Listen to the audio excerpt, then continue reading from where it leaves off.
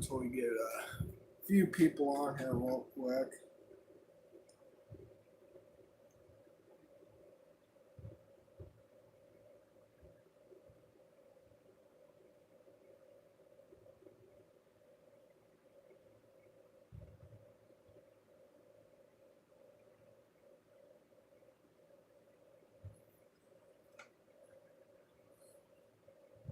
Give it a good couple minutes here before I start.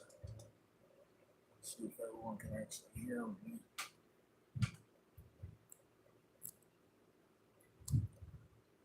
There we go.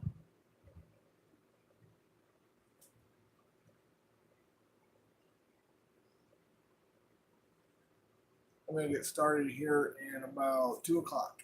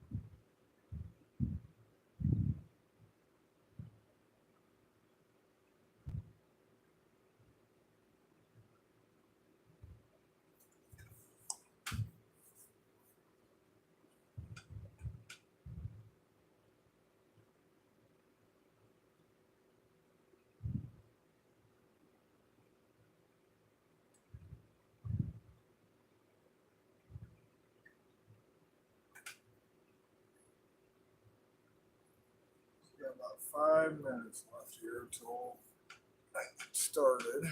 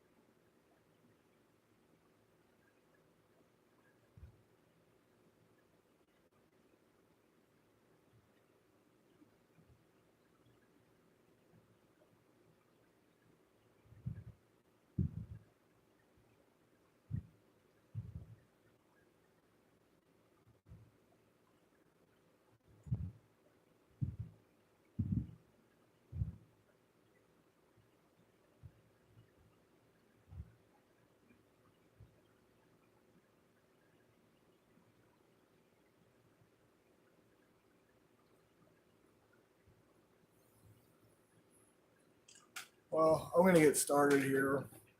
The moral of this video that I'm doing here live on my YouTube channel, obviously, this is the first time I've ever done this. I've talked about it multiple times through social media, especially on Twitter, is mental health. Mental health has been a big, huge part of my life for many years. I've had experiences it with myself, and that's why I want to talk about it because there's so many people out there in the world that are affected by mental health, mental illness, and everything that comes with it. Now, I am led to believe that a lot of times when we talk about mental health, there's not a lot of people that actually think about it and talk about it into the future. It kind of gets swept under the rug or it just disappears into thin air. And I believe in myself that if we push this topic more and more, we'll be able to get a hold of people and reach out to people that are affected by this, no matter what walk of life they're involved in. If they're across the country or if they're your neighbor or even your family member for that matter, I do believe we can make changes in the world of mental health and we can get people to, mentally believe that they're not alone in this. When the COVID started, it became apparent that we lost a lot of people, and it's due to not the mental illness, but due to COVID itself. And when you're in quarantine, with your family or by yourself, it takes a mental toll on you. And it did for me, for a whole week because I was isolated from people. I talked through social media because that's all I could do. I missed work, I missed out on a lot of money. I couldn't drive, I couldn't go anywhere. So mentally, it does take a toll on people. But when the term mental health gets, thrown out there, people like things like, oh, you can get over it, or you don't, you can, physically, get over it as much as possible. No, that's not the case. Sometimes you have no self control. Sometimes you can't, mentally, physically, or emotionally get over it without the professional help. And that's what people are out there for. Doctors get paid to cancel for counseling to help people get through those situations. I was a big victim in mental health. I was an advocate for mental health. I had multiple people come to me and ask me, I was like, how'd you get through it? And I was like, it's all up here. You can't, wake up in the morning or the overnight and say, oh, I'm gonna, get better. It doesn't work that way. When you talk to people about it, you want them to understand what you're going through, what you went through. Back in 2015, I purposely went through a huge life crisis. I was in a bad spot, mentally, emotionally, physically, and permanently, and I could not find a way out. And it led me to a dark place in my life. I was drinking a lot. I was, trying to hide from, different situations in order for me to cope with and survive it. And it took its toll on me. And I about took my own life, and I was not able to get the professional help that I absolutely needed. My mom gave me, all this stuff to help me, and I was like, this ain't gonna work. I need the professional help. I need the medication. I need to talk to somebody. I need this and that. I didn't know anybody. The only person I knew were my coworkers, my mom, and whoever I was able to talk to. But later down on the road, I figured if I can, spread this word out and make people think, okay, you're not alone, because you're not. And I've had I've had instances where I didn't think there was hope for me. I didn't have I wasn't financially stable enough to get the professional help. The people I did talk to, outside of family, it was like talking to a dead wall, a brick wall. I didn't know if they understood me or if they looked at me all weird or thought different of me because they didn't experience that themselves. Now, not necessarily the fact that they didn't want to, it's because, you feel in your heart that they don't care.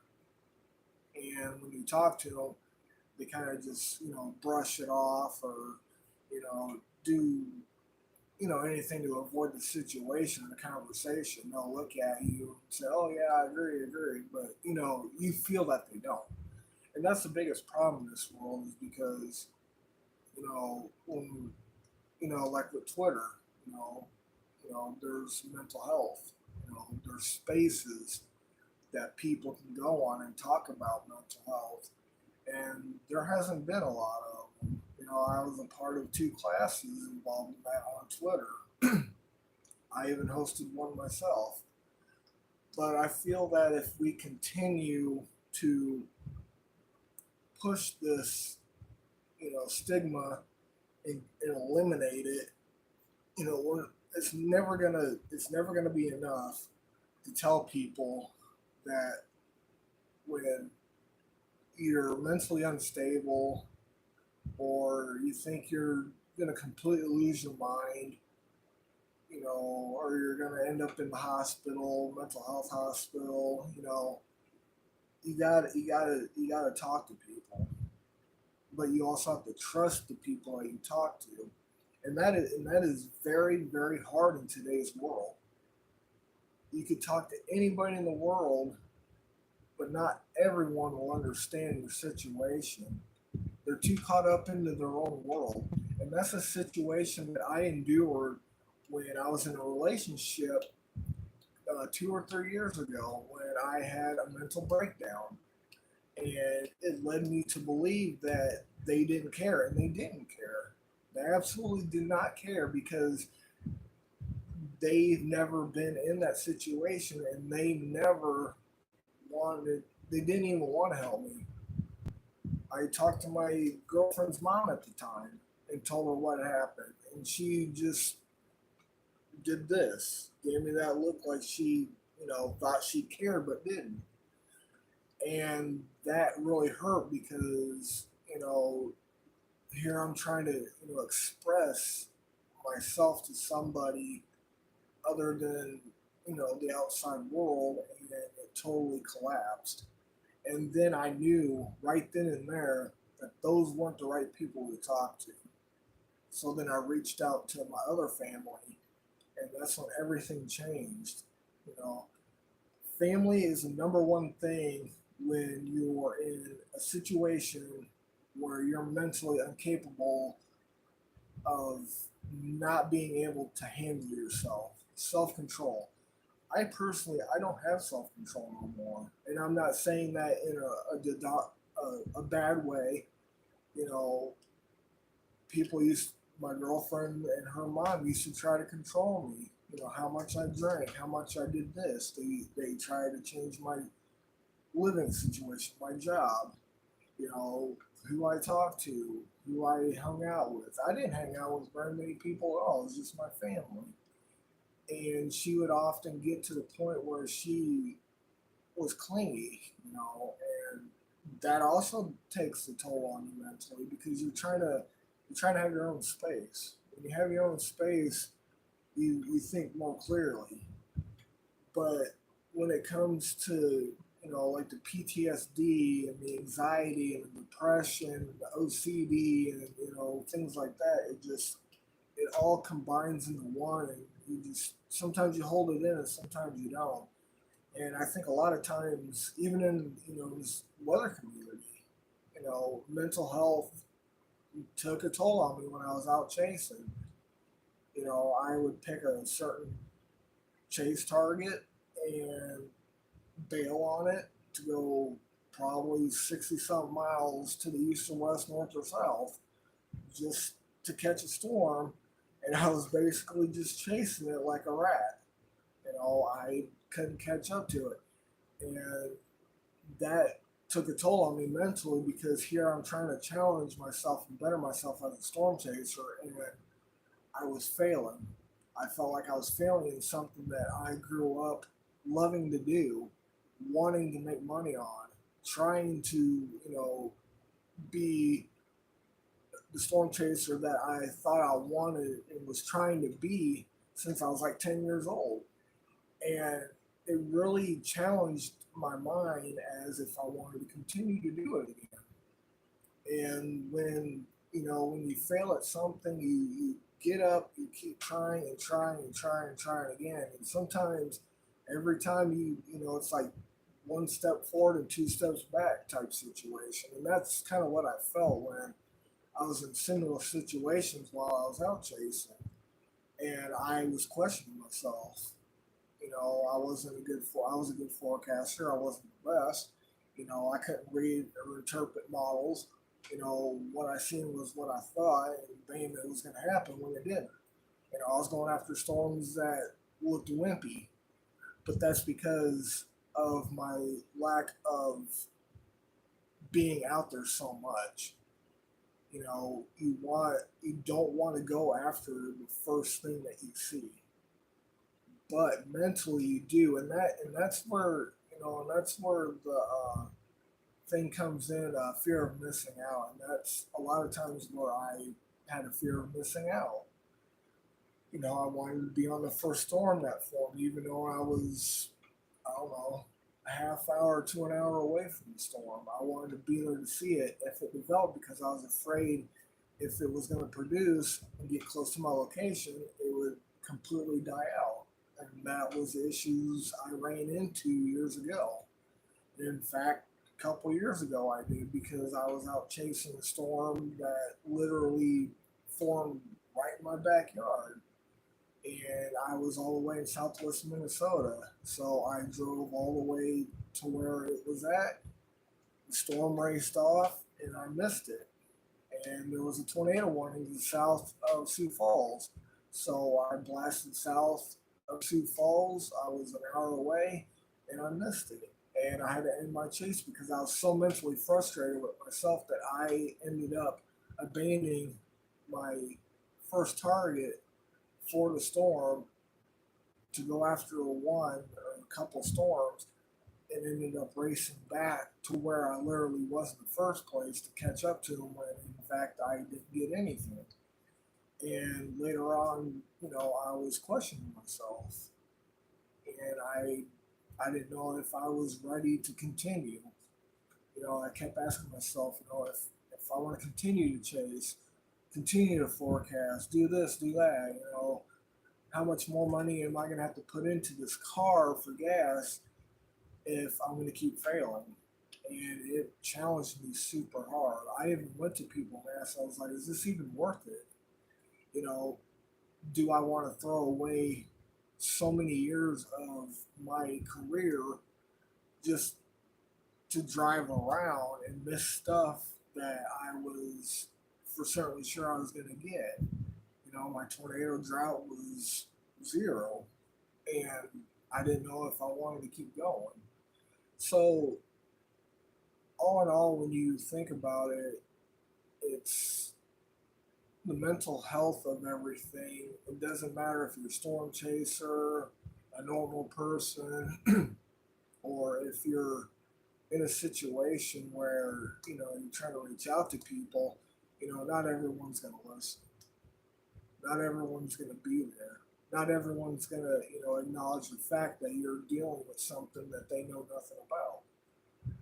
But the more you talk about it, in hopes of getting people like those people to understand, hey, this is how I am, this is what I'm about, this is what I'm talking about. Eventually, they might listen, and they might end up, joining in on the situation to help him.